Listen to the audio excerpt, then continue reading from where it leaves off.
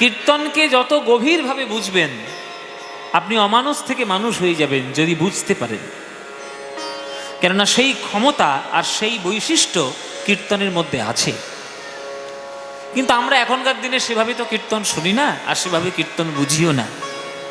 ওই গ্রামের একটা উৎসব হচ্ছে, খুব মনে করে উৎসবের মতো আমরা সামিল হতে হুড়দাঙ্গা করে ছুটে যাই কীর্তন শুনতে। আর কীর্তনীয়রাও হয়েছে তেমনি। দর্শকদের মন জয় করার জন্য যেমন ফাংশনের আসর হয়, তেমন মিউজিক দিয়ে, ভজন দিয়ে, কোমর দুলিয়ে নেচে আসর ভেঙে ফেলে যা ইচ্ছা করে কীর্তন করে বেড়াচ্ছে। কিন্তু কীর্তন গানের মধ্যে যে শিক্ষা, যে সাহিত্য, যে দর্শন, যে ভক্তি রয়েছে, যদি গভীরভাবে যদি প্রবেশ করতে পারেন বাবা, দেখবেন আপনি যে রত্নের সন্ধান পেয়ে যাবেন, ওই রত্ন বিশ্ব ব্রহ্মাণ্ডে নেই।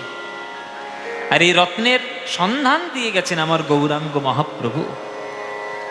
তাই কীর্তন শুনতে যখন আসবেন, হৃদয়ের ভাণ্ডারটা খালি করে আসবেন, যে আজকে একেবারে পূর্ণ করে নিয়ে যাব।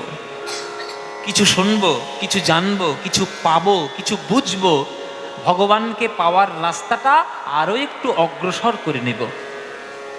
ওই জন্য কীর্তনের আসরে কীর্তনটা মূল কথা যেন ভক্তি তার মধ্যে থাকে। কেননা ভক্তি ছাড়া ভগবানকে পাওয়া অসম্ভব।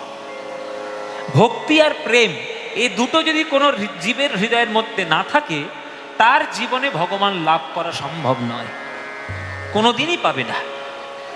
মীরা কহে বিনা প্রেম সে না মিলে নন্দলালা। মীরাবাই বলে গেছেন যে প্রেমের সম্পর্ক না তৈরি করতে পারলে ভগবান লাভ করাই যাবে না।